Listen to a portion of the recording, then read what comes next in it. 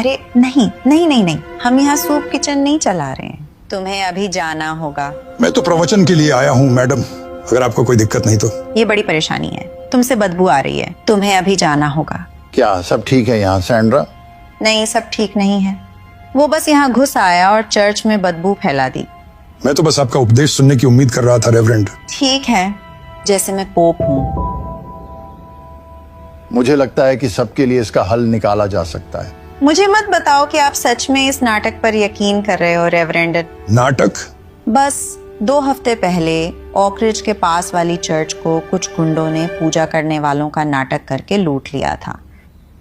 मैं कह रही हूँ ये बंदा सिर्फ मुसीबत है। मैं किसी को लूटने का इरादा नहीं रखता।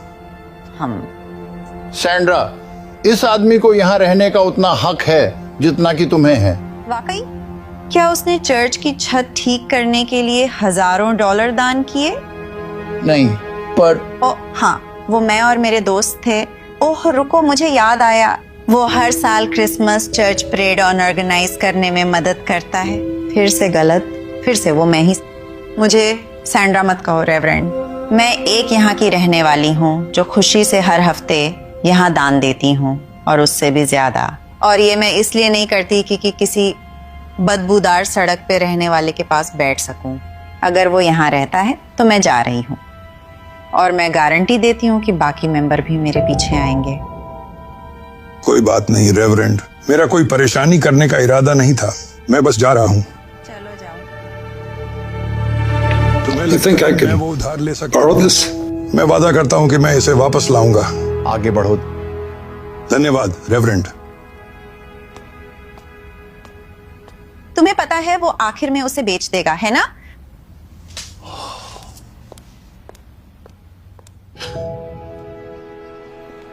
भगवान आपका भला करे। आने के लिए धन्यवाद। थोड़े पैसे दे सकते हो? थोड़ा खाना दे सकते हो? नौकरी ढूंढ लो।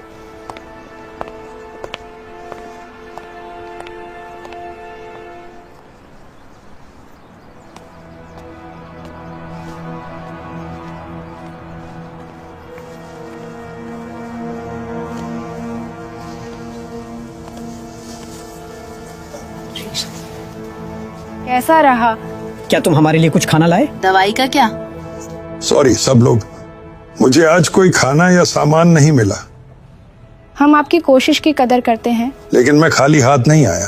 आपने कहा था कि आप एक प्रवचन सुनना चाहते हैं, और भगवान कसम आपको प्रवचन मिलेगा। मैथ्यू 25 वर्सेस 35 और 36। मैं भूखा था, तुमने मुझे खाने को दिया। मैं प्यासा था, तुमने मुझे पीने को दिया।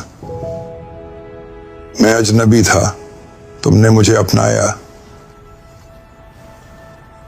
मुझे कपड़ों की जरूरत थी, तुमने मुझे कपड़े दिए। मैं बीमार था और तुमने मेरी देखभाल की। मैं जेल में था, तुम मिलने आए।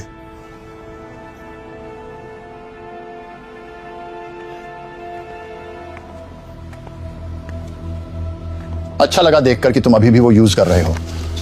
सॉरी इसे इतना देर तक रखने के लिए। मेरा जल्द ही वापस करने का प्लान था। रख लो। मैं आज यहाँ इसलिए नहीं आया। अरे आप यहाँ क्यों आए हो?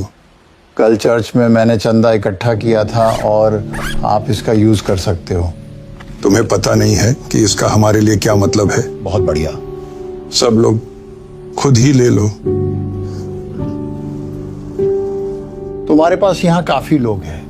वो अच्छे लोग हैं। अरे ये सब यहाँ कैसे आ गए? बहुत सारी वजह है। 3 साल पहले जिम की फैमिली का कार एक्सीडेंट में निधन हो गया था। उस हादसे में उसकी टांग खराब हो गई। इसका मतलब वो अब वेयर हाउस में काम नहीं कर सकता था। सारा यहाँ मुझसे पहले से है। पहले उसे गोलियों की लत थी। उसकी जिंदगी बहुत खराब हो गई थी। उसने सब कुछ और सबको खो दिया। लेकिन ऊपर वाले की मदद से और यहाँ के अच्छे लोगों के सपोर्ट से हमने उसे इससे निकाल लिया। ट्रेसी का हस्बैंड करीब 1 साल पहले कैंसर से मर गया था। ओह नहीं।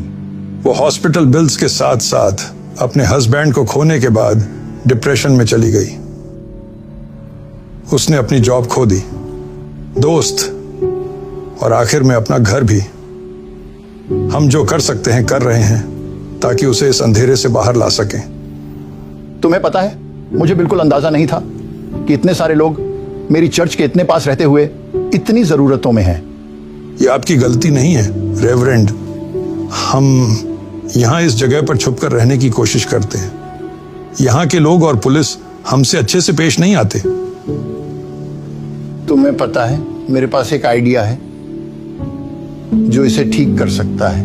मुझे तुम्हारी मदद चाहिए।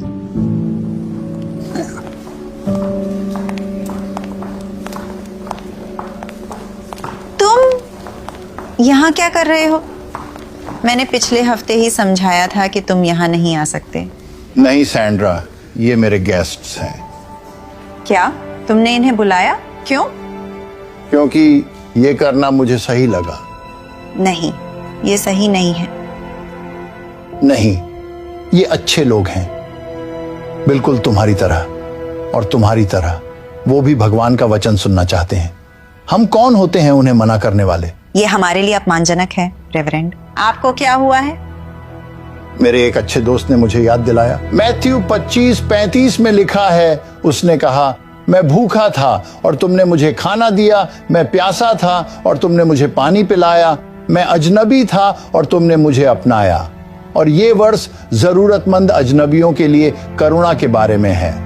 और मुझे पता है कि इस कम्युनिटी में करुणा है। पिछले हफ्ते ही मैंने आप सबसे कपड़े, खाना और मेडिकल सप्लाई डोनेट करने को कहा था, उन लोगों के लिए जो जरूरतमंद हैं। और आप सबने खुशी से दिया। तो जरा इधर उधर देखो, ये वो लोग हैं जिनकी मदद आपके दान ने की। लेकिन मैं पूछता हूं, क्या हमारी चैरिटी और गुडविल यही खत्म होनी चाहिए? हम लोगों को खाना खिलाते हैं और कपड़े दान कर सकते हैं, लेकिन अपने पैसे उनके साथ साझा नहीं कर सकते। बहुत टाइम से हमने अपने समुदाय के सदस्यों की पीड़ा को नजरअंदाज किया है। हमने उन्हें दूर कर दिया, परछाइयों में ढकेल दिया ताकि हम दिखावा कर सकें कि वो अस्तित्व में नहीं है। मैं कहता हूं, अब और नहीं। हम इन लोगों को अब जज नहीं करेंगे, उन्हें अवॉइड नहीं करेंगे, उन्हें अपने चर्च में निमंत्रण देंगे और गले लगाएंगे। चलो, अच्छे पड़ोसी बनो और नए सदस्यों से मिलो, उनका स्वागत करो। चलो। जी सर। मैंने जैसा बिहेव किया उसके लिए मुझे प्लीज माफ कर दो भाई। तुम्हें शांति मिले। और तुम्हें भी। धन्यवाद। मुझे भी माफ करना। शायद हम फिर से शुरू कर सकते हैं। Thank you.